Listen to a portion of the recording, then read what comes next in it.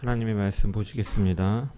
오늘 우리에게 주신 하나님의 말씀은 마태복음 25장 31절에서 46절까지의 말씀입니다. 마태복음 25장 31절에서 46절의 말씀입니다. 제가 하나님의 말씀을 봉독합니다. 인자가 자기 영광으로 모든 천사와 함께 올 때에 자기 영광의 보좌에 앉으리니 모든 민족을 그 앞에 모으고 각각 구분하기를 목자가 양과 염소를 구분하는 것 같이 하여 양은 그 오른편에 염소는 왼편에 두리라. 그때 임금이 그 오른편에 있는 자들에게 이르시되 내 아버지께 복받을 자들이여 나와 창세로부터 너희를 위하여 예비된 나라를 상속받으라. 내가 줄일 때에 너희가 먹을 것을 주었고 목마를 때에 마시게 하였고 나그네 되었을 때에 영접하였고 헐벗었을 때에 옷을 입혔고 병들었을 때에 돌보았고 옥에 갇혔을 때에 와서 보았느니라. 이에 의인들이 대답하여 이르되 주여 우리가 어느 때에 주께서 줄이신 것을 보고 음식을 대접하였으며 목마르신 것을 보고 마시게 하였나이까? 어느 때에 나그네 되신 것을 보고 영접하였으며 헐벗으신 것을 보고 옷 입혔나이까? 어느 때에 병드신 것이나 옥에 갇히신 것을 보고 가서 배웠나이까 하리니 임금이 대답하여 이르시되 내가 진실로 너희에게 이르노니 너희가 여기 내 형제 중에 지극히 작은 자 하나에게 한 것이 곧 내게 한 것이니라 하시고 또 왼편에 있는 자들에게 이르시되 저주를 받은 자들아 나를 떠나 마귀와 그 사자들을 위하여 예비된 영원한 불에 들어가라. 내가 줄일 때에 너희가 먹을 것을 주지 아니하였고 목마를 때에 마시게 하지 아니하였고 나그네 되었을 때에 영접하지 아니하였고 헐벗었을 때에 옷 입히지 아니하였고 병들었을 때와 옥에 갇혔을 때에 돌보지 아니하였느니라 하시니 그들도 대답하여 이르되 주여 우리가 어느 때에 주께서 줄이신 것이나 목마르신 것이나 나그네 되신 것이나 헐벗은 것이나 병드신 것이나 옥에 갇히신 것을 보고 공양하지 아니하더이까. 이에 임금이 대답하여 이르시되 내가 진실로 너희에게 이르노니 이 지극히 작은 자 하나에게 하지 아니한 것이 곧 내게 하지 아니한 것이니라 하시리니 그들은 영벌에 의인들은 영생에 들어가리라 하시니라. 아멘. 말씀을 통한 주의 은혜와 평강이 모인 모든 자들 가운데 넘치기를 축원합니다. 성도님들은 혹시 이런 생각을 해보신 적 있으십니까? 만약 오늘이 나의 마지막 날이라면 나는 무엇을 하겠는가? 어떤 분들은 이 마지막 시간을 가족과 함께 보내고 싶다고 할 것이고 또 어떤 분은 평생 꿈꿔왔던 여행을 가고 싶다고 하실지도 모르겠습니다. 또 어떤 분은 미뤄왔던 일 중에 하나를 마무리하려고 하실 수도 있죠. 그런데 우리가 마지막을 생각할 때 가장 중요하게 생각해야 될 것은 무엇이냐면 바로 나는 주님 앞에 어떤 모습으로 서 있을까 하는 점을 우리는 늘 생각해야 한다는 것이죠. 대다수의 사람들은 끝이 오면 그만이라고 생각을 합니다. 그 뒤에는 더 없다라고 생각하고 이제 끝나면 끝이지 뭐라고 생각하는 것이죠. 하지만 성경 히브리서 9장 27절 말씀을 보면은 한 번 죽는 것은 사람에게 정하신 것이요 그 후에는 심판이 있으리라 라고 말씀하셨습니다. 성경은 인생이 그 끝이 오면 그만인 것이 아니라 그 이후에 심판과 영원한 생명과 영벌이 있음을 말씀하고 있는 것이죠. 그리고 그 마지막을 누구나 맞이하게 되는 것이고 그날은 예고 없이 찾아옵니다. 예수님께서는 25장에서 세 가지 비유를 통해서 종말론적인 메시지를 주고 계시죠. 앞서 살펴보았던 것처럼 열처녀 비유와 또한 달란트 비유를 통해서 그 마지막 때가 언제인지는 알 수 없지만 그 마지막 때를 준비하며 기다리는 자는 깨어 준비하고 일상의 삶 가운데 충실하며 충성된 청지기로서의 자세로 그날을 준비하며 살아가야 될 것을 말씀하신 것이죠. 그리고 이제 오늘 마지막 부분에서 준비된 자와 준비되지 않은 자의 최종적인 운명이 어떻게 갈릴 것인지에 대해서 말씀하고 계십니다.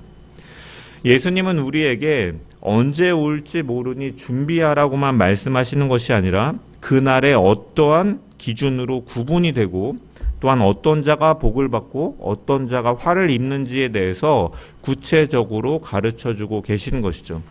그러므로 우리는 오늘 말씀을 통해서 주님 앞에 나는 어떤 편에 서게 될 것인가를 우리는 깊이 점검해야 되는 것입니다. 31절부터 33절의 말씀을 보면 예수님께서는 이렇게 말씀하십니다. 인자가 자기 영광으로 모든 천사와 함께 올 때에 자기 영광의 보좌에 앉으리니 모든 민족을 그 앞에 모으고 각각 구분하기를 목자가 양과 염소를 구분하는 것 같이 하여 양은 그 오른편에 염소는 왼편에 두리라 라고 말씀하십니다. 예수님께서는 그 마지막 최후 심판에 대해 말씀하시면서 먼저 자신을 가리켜서 인자라고 호칭하십니다.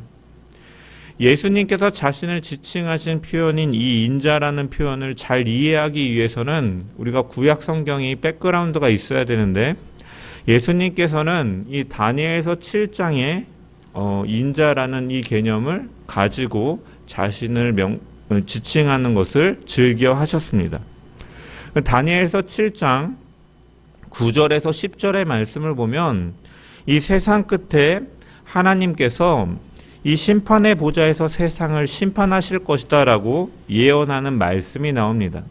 그 말씀을 보면 다니엘이 내가 보니 왕자가 놓이고 옛적부터 항상 계신 이가 좌정하셨는데 그의 옷은 희기가 눈 같고 그의 머리털은 깨끗한 양의 털 같고 그의 보좌는 불꽃이요 그의 바퀴는 타오르는 불이며 불이 강처럼 흘러 그의 앞에서 나오며 그를 섬기는 자는 천천히요 그 앞에서 모셔 선 자는 만만이며 심판을 베푸는데 책들을 펴 놓았더라 라고 말씀합니다. 그리고 나서 인자에 대한 예언이 등장하죠. 13절에서 14절 말씀을 보면 내가 또 밤 환상 중에 보니 인자 같은 이가 하늘 구름을 타고 와서 옛적부터 항상 계신 이에게 나아가 그 앞으로 인도됨에 그에게 권세와 영광과 나라를 주고 모든 백성과 나라들과 다른 언어를 말하는 모든 자들이 그를 섬기게 하였으니 그의 권세는 소멸되지 아니하는 영원한 권세요 그의 나라는 멸망하지 아니할 것이니라. 이처럼 다니엘이 예언하고 바라보았던 인자는 단순한 사람이 아니라 하나님의 권세를 가지신 분이고 지극히 존귀하고 영원한 권세를 가지신 존재, 그리고 모든 백성이 섬겨야 될 영원한 통치자로 선포하고 있는 것이죠. 즉 하나님으로부터 나라와 권세와 영광을 받아서 모든 민족을 다스리시는 분, 곧 만왕의 왕 메시아를 가리키는 표현이 바로 다니엘서의 인자인 것이에요. 그래서 예수님께서 자신을 인자라고 말씀하시는 것은 이 자신이 다니엘서의 그 예언을 성취하시는 분으로 이 땅 가운데 오셨음을 암시하고 계시는 것이죠. 예수님께서는 자신이 이 다니엘서의 인자라는 이 사실을 이 본문에서 제자들에게 알리고 계시고 또한 이후에도 보면 마태복음 26장에도 이 대제사장들과 공회원들 앞에서도 이 사실을 당당하게 밝히셨습니다. 예수님께서 이제 끌려가서 공회에서 신문을 받으실 때 이제 여러 사람들이 나와서 예수님을 거짓 증언으로 고소하고 예수님은 그에 대해서 한 말씀도 대꾸하지 않으십니다.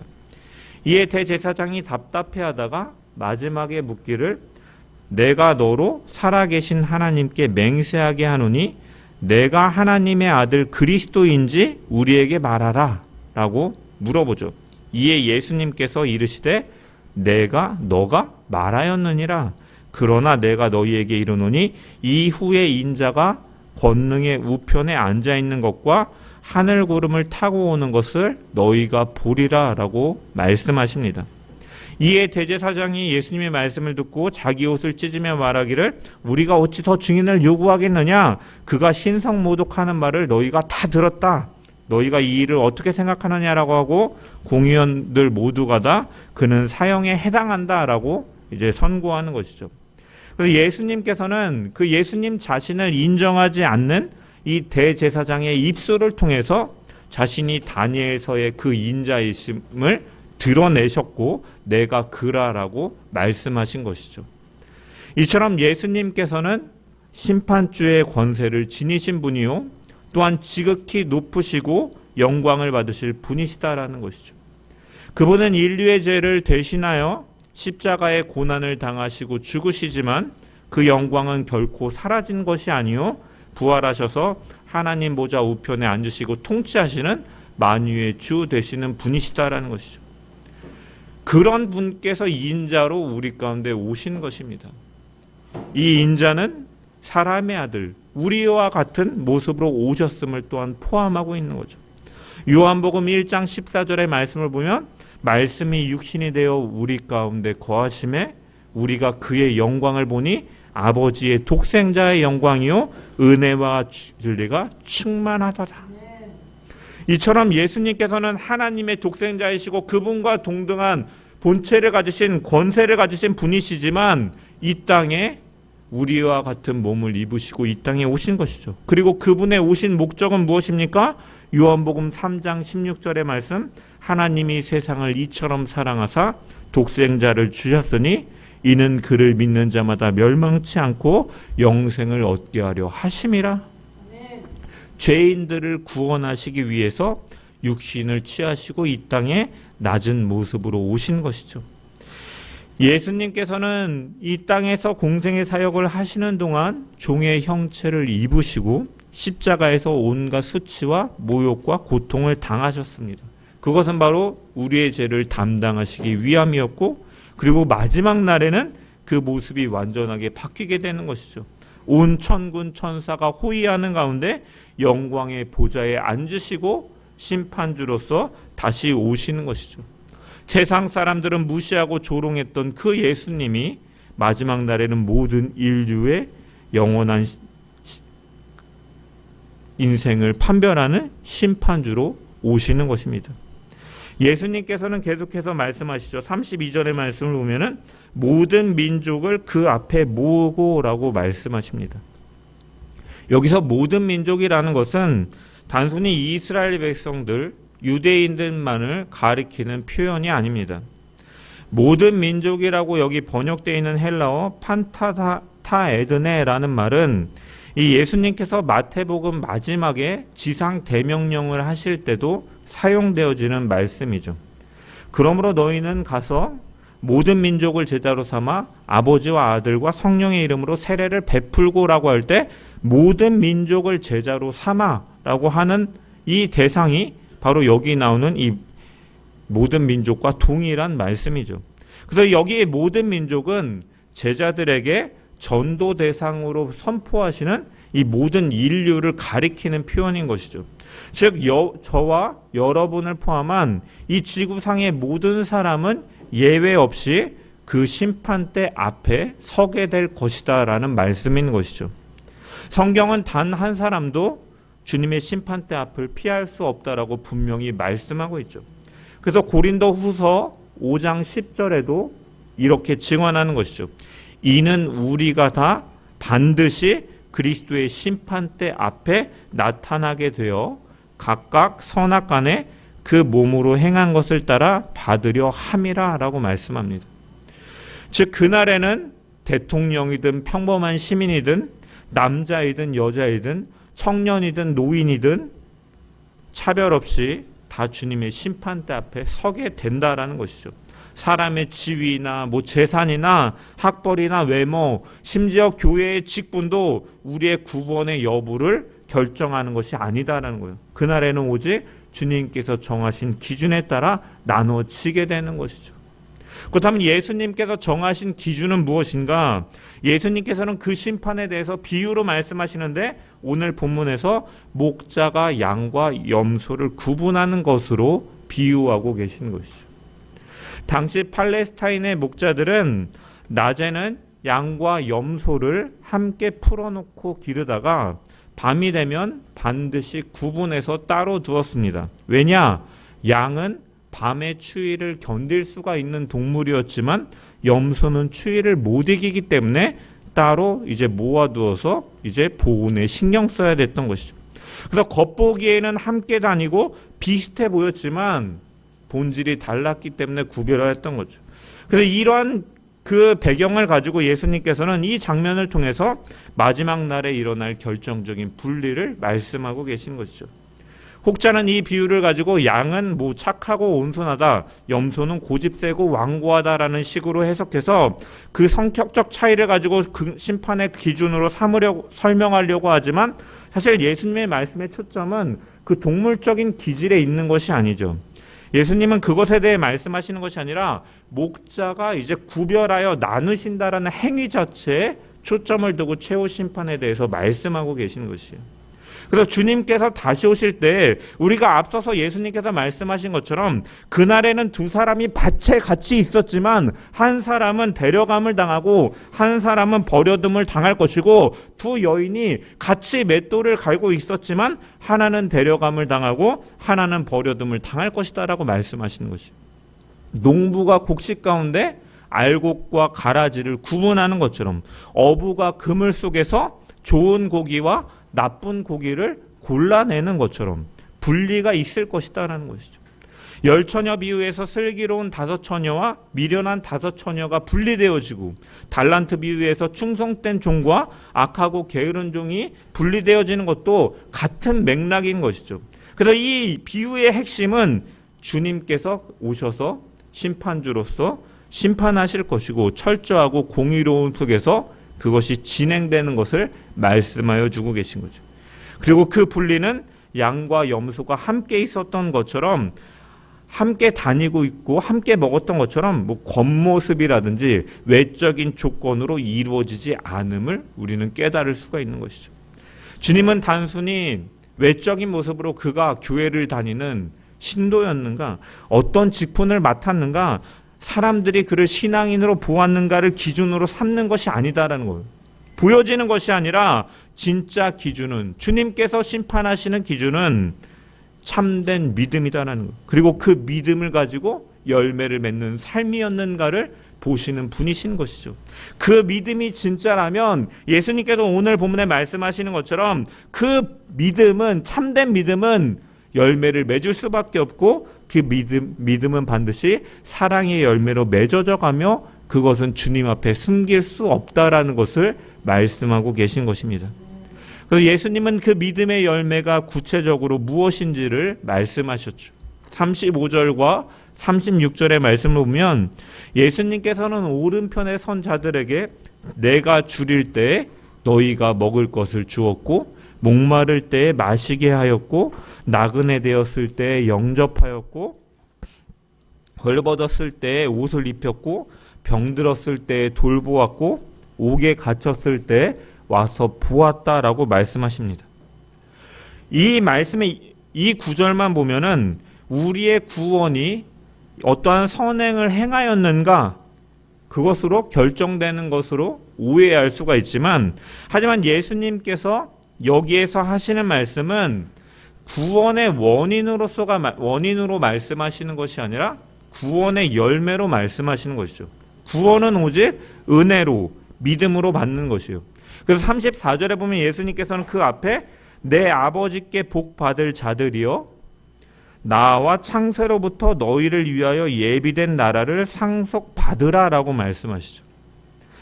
하나님은 창세 전부터 택하신 자들을 위해서 그 나라를 예비해 두셨다라고 말씀하고 있죠.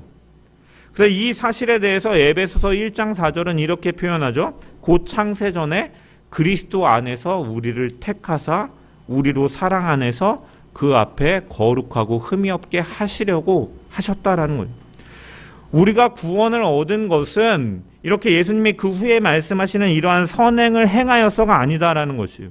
우리의 신앙이 남들보다 뛰어나서가 아니다. 그것은 영원 전 하나님의 은혜로운 선택의 결과로서 이루어지는 것이죠. 하나님은 세상이 시작하기도 전에 우리 한 사람 한 사람을 기억하시고 택정하시는 것이죠.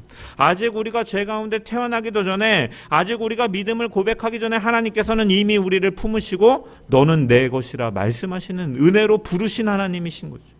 우리가 그렇기 때문에 성경은 우리가 하나님을 사랑한 것이 아니요 하나님이 먼저 우리를 사랑하셨다라고 요한 1서 4장 10절에 말씀하고 계신 거죠. 그 은혜 속에서 은혜로 말미암아 믿음이 주어진 것이고, 믿음을 가진 자는 그 은혜를 아는 자인 것이죠. 그러므로 믿음은 삶 속에서 열매를 맺게 되는 거예요. 믿음이 뿌리라면 선행은 그 믿음이 맺는 열매다라는 것이죠. 그래서 주님은 너희가 이렇게 행하였기 때문에 구원받는다라는 의미로 말씀하신 것이 아니라 너희가 구원받은 자이기 때문에 이런 열매가 맺혔다라는 말씀을 하고 계시는 것이에요.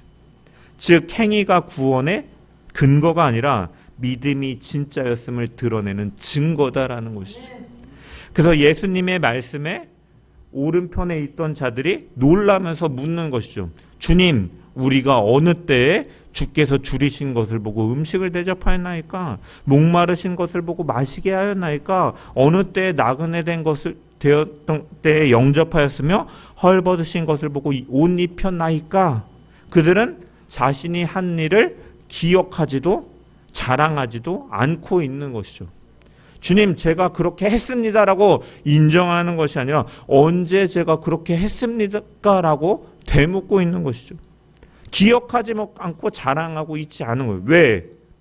그들은 사랑의 행위를 행하였지만 그들은 하나님의 은혜에 대한 감사로서 자연적으로 그러한 열매로 나타났기 때문에 그들은 그것을 자랑하거나 기억하거나 의도적으로 행한 것이 아니라 자연스럽게 맺어졌기 때문에 그들은 그렇게 자랑하지도 기억하지도 아니한 것이죠. 이처럼 하나님의 은혜를 깊이 아는 사람일수록 자기의 행위를 드러내지 않는 것이죠. 그렇기 때문에 예수님께서도 그로운 일을 한 일에 대해서 한 손이 한 일을 다른 손이 하는 것을 모르게 하라라고 말씀하시는 것도 이러한 맥락 속에서 하시는 말씀이죠. 왜? 모든 것이 은혜임을 아는 자는 그렇게 자연히 그렇게 열매를 맺어가기 때문에. 그래서 주님은 그들에게 이렇게 말씀하십니다. 내가 진실로 너희에게 이르노니 너희가 여기 내 형제 중에 지극히 작은 자 하나에게 한 것이 곧 내게 한 것이라 라고 말씀하시죠.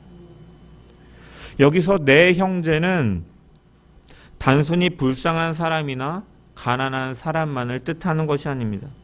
예수님을 따르는 제자들 그리고 믿음 안에서 연약한 지체들을 1차적으로 가리키는 것이죠.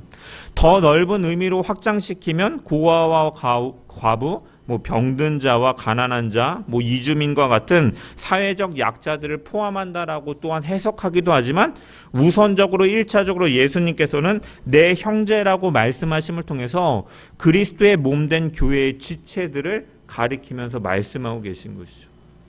그래서 예수님께서는 당신의 몸된 교회를 사랑하시기 때문에 그 교회를 향한 사랑의 행위를 즉 자신에게 한 것으로 받아들이시는 것이죠. 작은 자 하나를 돌보는 것이 곧 주님을 섬기는 일이다라고 말씀하고 계신 것이에요. 그래서 사랑의 행위는 단순한 인간의 선행이 아니라 그리스도를 향한 신앙의 표현이다라고 말씀하고 계신 거죠. 그리스도와 연합된 사람은 자연스럽게 그 사랑을 이웃으로 흘려보내는 것입니다. 우리가 주님 앞에 설 때 주님은 우리 안에 맺힌 사랑의 열매를 보실 것이고 그 사랑은 믿음으로부터 흘러나온 열매일 것입니다. 그 사랑이 바로 참된 믿음의 증거요. 그 믿음이 바로 하나님 나라를 상속받은 자의 표인 줄 믿습니다. 하나님의 은혜를 아는 자이기 때문에 주님의 몸된 교회와 형제를 사랑함을 통해 주님을 향한 사랑을 고백하는 복된 주의 성도들 되기를 주님의 이름으로 간절히 축원합니다. 이어지는 41절부터 46절의 말씀을 보면 주님은 이제 왼편에 있는 자들에게 말씀하고 계시죠. 특별히 41절을 보면 저주를 받은 자들아 나를 떠나 마귀와 그 사자들을 위하여 예비된 영원한 불에 들어가라 라고 말씀하십니다.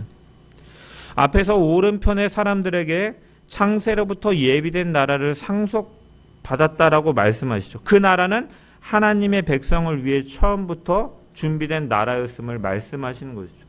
그러나 왼편의 사람들에게 말씀하신 이 불은 조금 다른 개념입니다. 본문은 분명히 말씀하죠. 마귀와 그 사자들을 위하여 예비된 불에 들어가라 라고 말씀하시죠. 즉 하나님께서는 사람을 지옥에 보내시기 위해서 세상을 창조한 것이 아니죠. 지옥은 원래 사람을 위한 곳이 아니라 하나님을 대적한 마귀와 그 사자들을 위한 곳입니다. 하나님은 사랑의 하나님이시며 그분의 본래 뜻은 디모데전서 2장 4절에 말씀하고 있는 것처럼 모든 사람이 구원을 얻고 진리를 아는 데 이르는 것이라고 말씀하고 있죠. 그러나 사람이 그 은혜를 거부하였고 하나님 대신 자기를 스스로 의지하였으며 하나님 대신에 세상 욕망을 사랑하였던 것이죠. 그 결과가 바로 하나님의 은혜를 떠난 심판, 곧 스스로 택한 멸망인 것입니다. 그래서 칼빈은 기독교 강요에서 이렇게 말합니다. 하나님은 멸망을 명하심으로써 사람을 죄에 빠지게 한 것이 아니라 사람의 타락과 그 죄를 정당한 결과로 심판하시는 분이시다라는 것이죠. 그분은 구원의 주권자이시지만 동시에 결코 불의하게 심판하시는 분이 아니시다라는 것이죠. 하나님은 그분의 주권적인 은혜로 택자들을 구원하시지만 사람이 심판을 받는 이유는 하나님이 미리 그렇게 정하신 것이 아니라 심판받는 자들을 미리 정하신 것이 아니라 그들이 하나님의 은혜를 거부하고 자신의 죄를 사랑하고 은혜를 거부했기 때문이다라는 거죠. 그래서 구원은 은혜로 주어지지만 심판은 정당한 대가로 임하는 것이다라고 말씀하고 있는 것이죠. 그렇다면 왼편의 선자들의 특징은 무엇인가? 그들은 살인이나 도둑질이나 음란과 같은 적극적인 이 악행 때문에 심판받는 것이라고 예수님께서 말씀하고 계시지 않습니다. 그들의 죄에 대해서 예수님께서는 훨씬 더 본질적이고 깊은 것에 대해서 다루고 계신 것이죠. 그들은 믿음을 거부함으로써 하나님의 은혜를 알지 못했고 그 결과 사랑의 열매가 전혀 없었다라는 것이 바로 예수님께서 말씀하시는 근본적인 가르침인 것이죠. 본문은 이렇게 말씀하고 있습니다. 줄일 때 먹을 것을 주지 않았고 목마를 때 마시지 않게 하였고 나그네 되었을 때 영접하지 아니하고 헐벗을 때 옷을 입히지 않았고 병들고 갇힌 자를 돌보지 아니하였다. 여기서 주목해야 될 것은 그들이 악을 행하였다라기보다는 선을 행하지 않았다라는 것을 악으로 보시는 것이죠. 그들은 누군가를 해친 것이 아니라 사랑할 기회를 무시한 것이죠. 다시 말해서 그들의 죄는 어떻게 보면 무관심의 죄인데 이웃의 고통을 보면서도 마음이 움직이지 않았고 주님의 사랑을 받았음에도 그 사랑을 흘려보내지 않은 것이죠. 그들이 책망을 받는 이유가 바로 여기 있다라는 거예요. 하나님의 은혜를 거부한 자는 필연적으로 사랑의 열매가 없다라는 것이죠. 행하는 것처럼 보일 수는 있지만 실질적으로 근본 안에는 사랑은 믿음에서 흘러나오는 것이기 때문에 그 주님을 믿는 믿음이 없이는 그 열매가 맺혀질 수 없는 것이죠. 은혜를 모르는 자에게서 사랑이 나올 수 없고 믿음 없는 마음은 언제나 자기 중심적으로 변해버리기 때문에 그래서 그들은 다른 사람에게 관심 없이 살아왔던 것이죠. 그래서 그들은 주님 앞에서 당황하며 묻는 거예요. 주님, 우리가 언제 그렇게 하지 않았습니까? 그들은 자신이 무언가 잘못한 줄도 모르고 살아왔던 것이죠. 이는 단지 착하지 못했다라는 도덕적인 판단이 아니라 하나님과의 관계가 끊어짐 속에서 나오는 무감각의 영적인 무감각의 증거인 것이죠. 그들은 무엇 죄와 형벌로 가고 있는지도 모른 채 그들은 자기만을 사랑하며 살아가고 있었던 것이죠.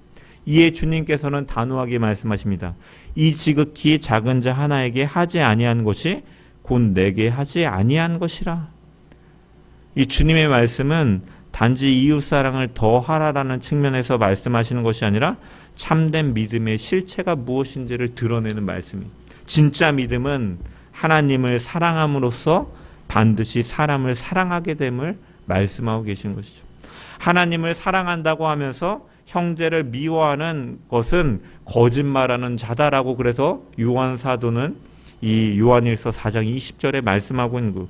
그리고 야고보 사도 역시도 그의 믿음은 죽은 믿음이다라고 야고보서에 말씀하고 있는 거죠. 그러므로 주님은 선을 행하지 않는 것을 단순히 소극적인 실수로 보는 것이 아니라 곧 하나님을 사랑하지 않는 증거요, 은혜를 거부한 표시로서 말씀하고 계신 것이죠. 이것이 바로 왼편의 선자들의 실상이다라는 것입니다. 그들은 겉보기에는 나쁜 사람이 아닐 수는 있지만 그들의 삶에는 은혜의 흔적이, 믿음의 향기가, 사랑의 열매가 없다라고 말씀하고 계시는 것이죠. 우리는 이 말씀을 대하면서 우리는 주님 앞에 어떠한 모습으로 서게 될 것인가를 점검해 봐야 됩니다. 오늘 본문은 단순히 선을 많이 행하라라는 윤리적 차원에서 주시는 말씀이 아닌 것이죠. 이 말씀은 믿음의 실체가 무엇인지를 드러내는 최종적인 검증이에요. 그래서 참된 믿음은 반드시 사랑으로 역사된다라는 것이요. 하나님의 은혜를 진정으로 경험한 사람은 그 은혜가 흘러가서 이웃을 향한 사랑으로 나타나게 되는 것이죠. 우리는 행위로 구원을 받는 것이 아닙니다. 그러나 구원받은 자는 결코 사랑 없는 삶에 머무를 수 없다라는 것이죠. 믿음이 은혜로 주어졌다면 그 믿음은 반드시 사랑의 행위를 낳게 됨을 기억하면서 우리가 그 말씀을 기억하며 주님의 은혜를 기억하고 그 은혜를 입은 자로서 주님의 몸된 교회, 주님께서 사랑하시는 지체를 사랑하고 더 나아가서 가난한 자, 병든 자, 약한 자, 주님의 사랑이 필요한 자에게 그 사랑을 전하며 살아감을 통해서 구원받은 자로 살아가는 주의 백성들 되기를 주님의 이름으로 간절히 축원합니다. 이것이 바로 재림을 준비하는 자의 모습이요, 재림을 바라보면서 기다리면서 사랑을 실천하는 그 주님의 우편에서 칭찬받는 자로 세워져가는 자들일 줄 믿습니다. 그러므로 우리는 이 말씀을 통해서 받은 은혜를 점검하고 그 받은 은혜를 가지고 세상을 향해서 나는 지금 그 은혜를 알고 있는가? 그 은혜가 내 삶을 통해서 흘러가고 있는가? 지극히 작은 자를 향한 사랑 속에서 나는 주님을 사랑하고 있는가를 점검하며 살아가는 주의 백성들 되기를 주님의 이름으로 간절히 축원합니다. 주님은 우리에게 큰 일을 요구하지 않으십니다. 여기 오늘 말씀에서도 보는 것처럼 지극히 작은 자 하나에게 한 것이 곧 내게 행한 것이다 라고 말씀하고 계시죠. 그 사랑을 통해서 우리는 하나님의 나라를 선포해 가야 되는 자들인 것이에요. 하나님의 사랑을 입은 자로서 내가 있는 그 자리에서 지극히 작은 자 하나를 사랑하고 섬기는 그 사랑의 삶, 주님께서 보이신 그 섬김의 삶을 살아감을 통해서 그 마지막 날에 착하고 충성된 종아, 이 칭찬받는 주의 백성들 되기를 주님의 이름으로 간절히 축원합니다. 오늘도 그 은혜에 감사하며 그 은혜로 사랑을 실천하는 믿음의 삶을 사는 주님의 복된 성도들 되기를 주의 이름으로 간절히 축원합니다.